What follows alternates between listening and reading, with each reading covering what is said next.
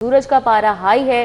दर्जा हरारत 43 डिग्री को छू गया है। तपिश के बायस महसूस किया जाने वाला दर्जा हरारत 45 डिग्री तक रिकॉर्ड किया जा रहा है। मौसम का तफसीली अहवाल बताएंगी फरीहा बतूल हमारे साथ मौजूद है। जी फरीहा।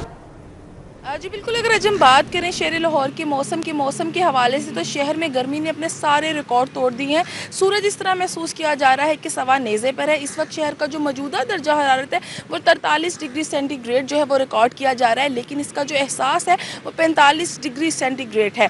शहर में गर्मी की शिद्दत में बेहद जो है वो इजाफा हो गया, जिसके बाद शहरी भी परेशान और बेहाल हो चुके हैं और इस वक्त गर्मी को जो है वो बर्दाश्त करना खासा मुश्किल हो गया। महकमा मौसमियात के मुताबिक शहर का जो ज़्यादा से ज़्यादा दर्जा हरारत है वो 43 डिग्री जबकि कम से कम 27 डिग्री सेंटीग्रेड तक जाने के इम्कानात बताए गए थे। शहर भर में 15 किलोमीटर फी घंटा की रफ्तार से हवाएं भी चल रही हैं, लेकिन ये हवाएं इस कदर गर्म महसूस की जा रही हैं कि इस वक्त शहर में बाहर खड़ा होना, आउटडोर खड़ा होना काफ़ी ज़्यादा मुश्किल हो गया और ये जो गर्म हवाएं हैं शहर की, ये शहर की गर्मी में मज़ीद इजाफा कर रही हैं, जबकि नमी का तनासब जो है हवा में तकरीबन 18% रिकॉर्ड किया जा रहा है। यूवी इंडेक्स भी जो है वो इस वक्त 8 रिकॉर्ड किया जा रहा है, जो कि काफ़ी ज़्यादा हाई है और स्किन और आंखों की बीमारियों के लिए काफ़ी ज़्यादा सेंसिटिव पाया जा रहा है। माहिरीन ने भी जो है वो हदायत जारी कर दी है कि इस तेज़ तपती गर्मी में सूरज से बचने के लिए शहरियों को जो है वो सन प्रोटेक्शन का इस्तेमाल करना चाहिए, सन ब्लॉक का ज़्यादा से ज़्यादा इस्तेमाल करें, अपने फेस को फुली कवर्ड रखें, टोपी का इस्तेमाल करें या छतरी का इस्तेमाल करें और अपने आप को हाइड्रेटेड रखें। जहाँ पर एक तरफ गर्मी तमाम रिकॉर्ड तोड़ी है, वहीं फ़ज़ाई आलूदगी भी जो है वो बढ़ती हुई दिखाई दे रही है। शहर में जो मजमूई तौर पर एयर क्वालिटी इंडेक्स रिकॉर्ड किया जा रहा है वो 124 रिकॉर्ड किया जा रहा है, जबकि शहर के मुख्तलिफ इलाकों में एयर क्वालिटी इंडेक्स की शरह कुछ इस तरह है। बरकी रोड पर 154, इलामा इकबाल टाउन में 134, बेदिया रोड पर 70, मॉडल टाउन में 62। एक तरफ शहरियों को जो है वो फ़ज़ाई आलूदगी से अपने आप को बचाना है और साथ ही साथ इस गर्मी में सर्वाइव करने के लिए शहरियों को ज़रूरी है कि अपने आप को फुली कवर रखें, पानी का ज़्यादा से ज़्यादा इस्तेमाल करें और फ़ज़ाई आलूदगी से बचने के लिए मास्क का इस्तेमाल करें। और महकमा का कहना है कि आज दिन भर मौसम इसी तरह गर्म रहेगा। बहुत शुक्रिया फरीहा। आटे की कीमत में 400 रुपये इजाफे के असरात। तंदूर मालिकान ने रोटी की कीमत में आज खुद इजाफा कर दिया है। तंदूर पर रोटी 14 रुपए की बजाय 20 रुपए तक फरोख्त हो रही है। ताहिर जमील हमारे साथ हैं, मजीद उनसे बात कर लेते हैं। जी ताहिर। जी बिल्कुल, आटे के नर्ख में जो 20 किलो आटे का थैला है उसमें 400 रुपये के बड़े इजाफे के बाद जैसे ही कीमत अब 2200 रुपये हुई है और जो परचून नर्ख है, जो मार्केट का नर्ख है, रिटेल नर्ख है, वो इससे भी ज़्यादा बढ़ गया है। और दूसरी जानिब जो है LPG की कीमत में भी मुसलसल इजाफा हो रहा है। तो नान भाइयों की जानिब से और उनकी एसोसिएशन की जानिब से जो रोटी की कीमत है वो 20 रुपये कर दी गई। शहर के मुख्तलिफ इलाकों में रोटी 20 रुपये की बिक रही है, जबकि सरकारी जो नोटिफाइड रेट है वो 14 रुपये है। इस हवाले से बात करेंगे, सदर नान रोटी एसोसिएशन आफ्ताब गिल साहब हमारे साथ मौजूद हैं। अच्छा सर, बताइएगा, रोटी की कीमत में मुसलसल हम देख रहे हैं कि अब नोटिफाइड रेट के मुताबिक शहर में कहीं भी नहीं बिक रही, क्या वजह है? दूसरी जानिब आटे की कीमत में भी इजाफा कर दिया गया है, तो नोटिफाइड रेट 14 रुपये है, तो कैसे मामला चलेंगे? सबसे पहले तो आपने नोटिफिकेशन की बात की है, तो ये पहले ही 20 रुपये का नोटिफिकेशन था। इस गवर्नमेंट के आने से पहले नोटिफिकेशन रोटी का 20 रुपये का था। तो फिर इसमें कोई शक नहीं कि आटे में कमी हुई, तो रोटी को जो 16 रुपये कर दिया गया, फिर 15 रुपये कर दिया गया, फिर 14 रुपये। हमने बिल्कुल कोऑपरेट किया हुकूमत के साथ, आवाम के साथ। अब सिलसिला ये है कि जो 1810 रुपये का नोटिफाइड रेट था हुकूमत का, उन्होंने खुद ही उसको 22 रुपये कर दी, 2200 रुपये में कर दिया है। अब 2200 में उन्होंने किया है और मार्केट में आप वो आटा लेने जाएंगे तो वो आपको 2300 रुपये, 2350 रुपये में मिलेगा। अब मुझे ये बताएं कि हमारे पास कौन सा फार्मूला है कि हम उसी आटे को, महंगा आटा लेके तो हम सस्ती रोटी बेचें। और आटे के अलावा दूसरी बात है सुई गैस की, जो एक बेसिक चीज़ है। रोटी पकनी भी तो है ना किसी चीज़ से, वो होती है सुई गैस। सुई गैस की जो है वो शदीद लोड शेडिंग है, सुई गैस हमारे पास है ही नहीं। LPG जो है वो भी महंगी हो चुकी है। LPG का जो नोटिफाइड रेट है वो 300 कुछ रुपये है। और आपके पास कैमरा है, आप जाके LPG पता करें किस वक्त मार्केट में LPG क्या मिल रही है, किस रेट में मिल रही है। तो नोटिफिकेशन का तो मकसद यहाँ पे ख़त्म हो गया ना।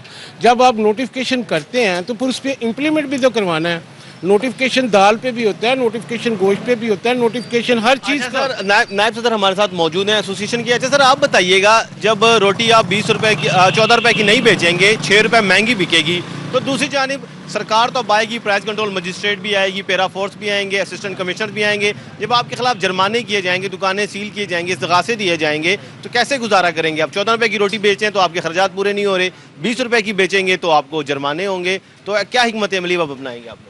ये देखेंगे, आपको पता है कि हर चीज़ इस टाइम महंगी हो गई है, जो हालात बने हुए हैं। अगर नोटिफिकेशन के मुताबिक हम रोटी उस वक्त बेच सकते थे जब गवर्नमेंट ने आटा और गैस की सप्लाई रूटीन से दी थी। अब जाहिर है कि जिस तरह आप कह रहे हैं कि बढ़ गई हर चीज़, हमें पता है, आपको भी पता है और गवर्नमेंट को भी पता है कि हर चीज़ बढ़ गई। अगर नोटिफिकेशन के मुताबिक हम बेचेंगे तो हमारे तो तंदूर बंद होंगे। और अगर गवर्नमेंट ने इसके खिलाफ कार्रवाई की, जिस तरह अगर कोई जुर्माने होते हैं, दुकानें सील होती हैं, तो फिर हमारे पास ऑप्शन यही होता है कि हम अपनी दुकानें बंद करके घर बैठ जाएंगे। अच्छा जी, बड़ा इंदिया इन्होंने दिया है कि अगर कार्रवाइयाँ हुई 14 रुपये 20 रुपये रोटी बेचने पे तो दुकानें बंद करके घरों में बैठ जाएंगे, यानी कि रोटी नान भाई एसोसिएशन की जानिब से जो हड़ताल का खदशा है वो भी शहर में पैदा हो जाएगा। तो अब एक किस्म का एक डेडलॉक है। 14 रुपये रोटी बेचना इनके लिए इनके मुताबिक मुमकिन नहीं रहा, महंगी LPG और महंगे आटे के बायस, और 20 बेचते हैं तो सरकार इनके खिलाफ कार्रवाइयाँ करती है। तो ऐसी सूरत हाल में इनका कहना है कि अगर ये सूरत हाल रही तो ये हड़ताल। जी ताहिर जमील हमें तफसीली अपडेट कर रहे थे, बहुत शुक्रिया। काहना LTA मवेशी मंडी में खूबसूरत जानवरों की आमद जारी है। बैल, बछड़े, बकरे और दुम्बे खरीदारों की तवज्जो का मरकज बन रहे हैं। कैसी गहमा गहमी है, तलहा अशरफ से जानेंगे। जी तलहा। जी बिल्कुल, इस वक्त मैं काना की LDA मंडी में मौजूद हूं और ईद उल अज़हा में चंद रोज़ बाकी रह गए और यहाँ पर जानवर जो है खूबसूरत जानवर है, रंग, नस्ल और जिसामत के एतबार से उनकी कीमत मांगी जा रही है। अगर गाहकों के हवाले से बात की जाए तो गाहकों की आमद का सिलसिला बहुत कम है। यहाँ पर जो गाहक है वो देखने को नहीं मिल रहे और सबसे बड़ी वजह गर्मी है, जो कि यहाँ पर जो शहरी हैं, जो व्यापारी हैं, उनकी जानिब से भी कहा जा रहा है कि गर्मी की शिद्दत की वजह से इस वक्त जो गाहक हैं वो नहीं आते। रात के औकात में कुछ जो कि ग्राहक आते हैं और देखा जाता है। महंगाई के हवाले से बात कीजिए तो जानवर की कीमतें जो है वो आसमानों से बातें कर रही हैं। अगर बताया जाए तो व्यापारियों की यही शिकवा है कि जो मंडी में जानवर लेके आते हैं उन पर काफ़ी ज़्यादा पैसे लगते हैं, जिसकी वजह से वो महंगे मिलते हैं। व्यापारी मौजूद हैं, उनसे गुफ्तगू करते हैं। बताइएगा कितने जानवर यहाँ पर लेके आए थे आप, ग्राहक क्या कहते हैं, क्या रेट लगाते हैं, आप क्या रेट लगा रहे हैं? ये जो अभी जो सूरत हाल है मंडी की, कस्टमर जो सा वो चाह रहा है कि ना उसको सस्ते से सस्ता जानवर मिले, लेकिन ओवरऑल जितनी महंगाई चल रही है उस हिसाब से जानवर की वो कीमत नहीं है इस टाइम पे मंडी में अवेलेबल। तो जो इस टाइम पे हमारे पास बच्चे हैं वो अभी क्योंकि कुछ यहाँ पे इंतज़ामात की वजह से हमें प्रॉब्लम्स हो रही हैं। इंतज़ामात में क्या मसाइल हैं यहाँ पे आपको? इंतज़ामात में यहाँ प्रॉपर पानी नहीं अवेलेबल, लाइट का इशू है, दूसरा यहाँ पे सिक्योरिटी पॉइंट ऑफ व्यू से कोई ऐसे इंतजाम नहीं है। मुझे बताइएगा कि आपने शिकायत की हैं इंतज़ामिया को, वो क्या कहते हैं? जी वो कहते हैं कि हम कर देते हैं, 2-3 दिन हो गए हैं हमने लाइट के लिए इशू जो अरेज किया हुआ है, लेकिन उसके लिए अभी तक उन्होंने कोई उसका जो सा ना कोई भी जो सा ना इंतजाम उन्होंने नहीं किए इधर। बिल्कुल ठीक है। बाकी मुझे बताइएगा कि ग्राहकों के हवाले से, ग्राहक आते हैं वो क्या रेट लगाते हैं और इस वक्त ग्राहक कम क्यों हैं? यहाँ पे कोई ग्राहक नहीं नज़र आ रहा, इसकी वजह क्या है? उसकी इस टाइम पे आपके सामने है, गर्मी का टेम्परेचर है काफ़ी, जिसकी वजह से यहाँ पे जो सा ना कस्टमर का दोपहर के टाइम मुश्किल है। शाम के टाइम कस्टमर आता है लेकिन बाइंग पावर के हिसाब से कस्टमर चाह रहा है मैं सस्ते से सस्ता खरीदूँ, और जानवर की प्राइस इस टाइम पे उस हिसाब से नहीं है कि उनको जो सा ना वो दिया जा सके। बिल्कुल ठीक है। मुझे बताइएगा ये जो पीछे जानवर खड़ा है इसकी क्या कीमत है? ये जो आप ये लगाया हुआ है इसकी क्या, इसमें कितना वजन होगा और कीमत कितनी है? इसका वजन है इस टाइम पे कोई 4.5 मन और इसकी प्राइस है 3.5 लाख रुपए। अच्छा। लेकिन कस्टमर कहता है कि हमें 2 लाख से नीचे जो ये जानवर मिले, लेकिन इतने की तो वो कॉस्ट नहीं पड़ती। कहाँ से आए हैं आप, किस शहर से? हम इधर लाहौर से ही हैं, हमारा अपना फार्म है। बिल्कुल ठीक है। ना सिर्फ लाहौर से बल्कि मुख्तलिफ ऐसे इलाके हैं पंजाब भर के जहाँ से यहाँ पर जो शहरी हैं वो व्यापारी हैं वो अपने जानवर लेके आए। बहुत शुक्रिया तलहा। 2026-27 में 70 करोड़ डॉलर के गैर मुल्की कर्जों के हुसूल की मंसूबाबंदी बनाई गई। मौसमियाती तब्दीली, इंफ्रास्ट्रक्चर के मसाइल से निपटने के लिए बैरूनी फंडिंग पर इन्हिसार बढ़ाने लगी। इस हवाले से अपडेट करेंगे अली राम में हमारे साथ मौजूद है। जी अली राम में।